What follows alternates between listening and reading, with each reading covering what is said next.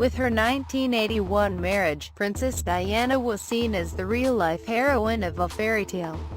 She became the most popular member of the royal family, a beautiful, compassionate princess who truly cared about people. However, though they loved their two sons, her relationship with Prince Charles foundered and Diana had to learn to survive on her own. Here's a look at how she forged a new path in the last years before her untimely death at age 36 on August 31, 1997.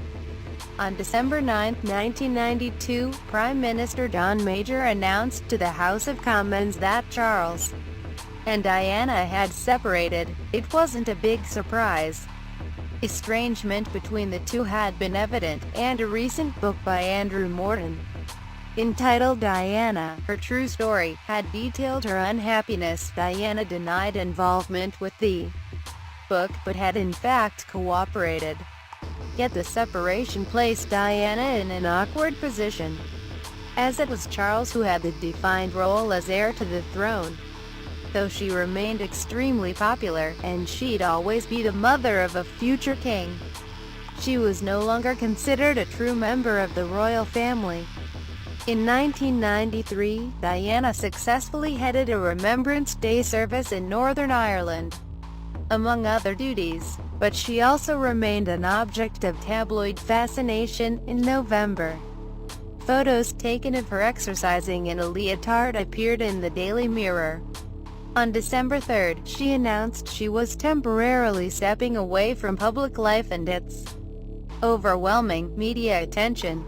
Soon afterward, wanting more privacy and normality in her life, Diana also relinquished her police protection.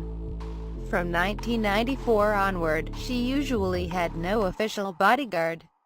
Paparazzi, who loved the fact that Diana was unguarded, began to take more and more photos, a practice that continued right up to the night of her death. Today Diana's reputation shines, but critical stories often appeared about her.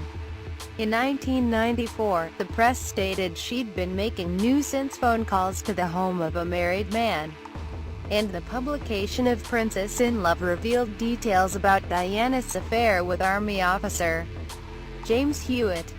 People in her husband's camp were also determined to bolster Charles's reputation, making him the subject of a positive biography and documentary to celebrate his 25th anniversary as Prince of Wales in 1994, though an on-camera admission of adultery didn't help the prince. For some, Diana and Charles were a zero-sum game. Diana had to be seen as emotionally volatile in order to explain Charles's actions. All this made Diana determined to reveal her side of things once more. Many friends cautioned Diana not to get on the wrong side of the royal family, and the princess knew the establishment wouldn't approve of an on-camera interview. But she struck a deal with BBC's Panorama, and on November 5, 1995, interviewer Martin Bashir and crew came to Kensington Palace to talk to Diana. She'd given her staff time off to maintain secrecy. She didn't tell Buckingham Palace what she'd done until less than a week before the interview was scheduled to air. On November 20, the program was seen by 23 million people in Britain. In it, Diana talked about her marriage, infidelity, bulimia and depression, and stated, "I'd like to be a queen of people's hearts, in people's hearts. But I don't see myself being queen of this country." She also questioned Charles's ability to rule. The interview did boost the princess's popularity, but it also precipitated a final exit from the royal roost. In December 1995, the Queen wrote to Charles and Diana to say it would be better if they divorced. The pair agreed to do so in February 1996, and their marriage was dissolved on August 28, 1996. Diana ended up receiving a lump sum payment of £17 million, and shared custody of Princes William and Harry. However, though she would still be known as the Princess of Wales, she no longer had the title, Her Royal Highness. She'd been fully kicked out of the royal family. While her divorce was happening, Diana had a bright spot in her life. She'd fallen in love again. In 1995, she met Drive Hasnat Khan, a cardiac surgeon who was tending to the husband of a friend. Through him, Diana experienced some of the normality she'd always craved. She got to order drinks at a pub and stand in a line. According to one friend, the princess noted, "You meet such interesting people queuing." Diana may even have hoped to marry Khan. She traveled to Pakistan to meet his family, and saw them when they visited England. But her lover was devoted to his medical career, and the spotlight that came with Diana would be a huge burden. The relationship ended in the summer of 1997.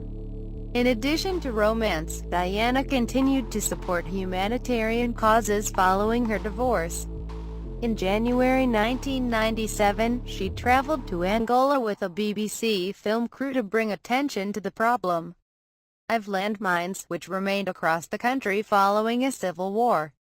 During her trip, Diana spent time with landmine victims and visited a prosthesis clinic. She also walked across a cleared minefield, still a dangerous decision, as mines could have been left behind. And when photographers complained they didn't have the shots they needed, she walked through the field again. Diana's celebrity brought attention to an important cause. After she died, 122 governments signed the Ottawa Mine Ban Treaty in December 1997. The impact of just one trip highlights again what a tragedy her early death was, and how much more she could have done for the world.